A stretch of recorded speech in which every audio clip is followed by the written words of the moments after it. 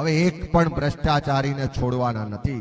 આ મંચ પરથી જાહેરમાં કહેવા માંગુ છું કે ગુજરાતમાં જેટલા પણ ભ્રષ્ટાચારી અધિકારીઓ છે સાંભળી લેજો। ગુજરાતમાં જેટલા પણ ભ્રષ્ટાચારી રાજકારણીઓ, ભાજપના મંત્રીઓ, નેતાઓ છે સાંભળી લેજો। આ જન આક્રોશ યાત્રા જેમ જેમ આગળ વધશે ગુજરાતમાં એક પણ ભ્રષ્ટાચારીને છોડવાનો નથી અને 2027માં પરિવર્તન થાય, એક પણ ભ્રષ્ટાચારી બહાર નહીં હોય, તમામને જેલના સળિયા પાછળ નાખવાના સંકલ્પ સાથે આ યાત્રા લઈને નીકળ્યા છે। નમસ્કાર મિત્રો, જોયું તમે આ વિડીયો જોયો ને કોંગ્રેસના નેતા અમિત ચાવડાનો કે 2027ની ચૂંટણીમાં કોંગ્રેસ સત્તામાં આવશે તો ભાજપના ભ્રષ્ટાચારી નેતાઓ અને ભ્રષ્ટાચારી અધિકારીઓ બધાને જેલ ભેગા કરી દેવામાં આવશે।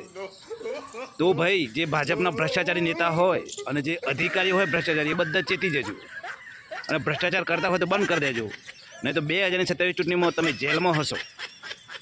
આ તમને ચોખ્ખું ચટ કહી દીધું મેં, પછી કહેતા નહીં કે કોઈને કહ્યું નહીં આ બધા ભ્રષ્ટાચારી નેતાઓને, ખરું ને? તો બધા નેતાઓ ચેતી જજો, જો ભ્રષ્ટાચારી નેતાઓ હોય, ભ્રષ્ટાચારી અધિકારીઓ હોય, 2027ની ચૂંટણીમાં પછી તમે જેલમાં હશો એવી ભવિષ્યવાણી કરી છે ભાઈ કોંગ્રેસના નેતાએ। તો તમે કોમેન્ટ કરજો કે ભાઈ આમાંથી શું સાચું થશે, કોંગ્રેસ જીતશે કે નહીં જીતે, અને જીતશે તો શું આ અધિકારીઓને નેતાઓને જેલમાં નાખશે? લાખ રૂપિયાનો સવાલ છે, કરજો કોમેન્ટ।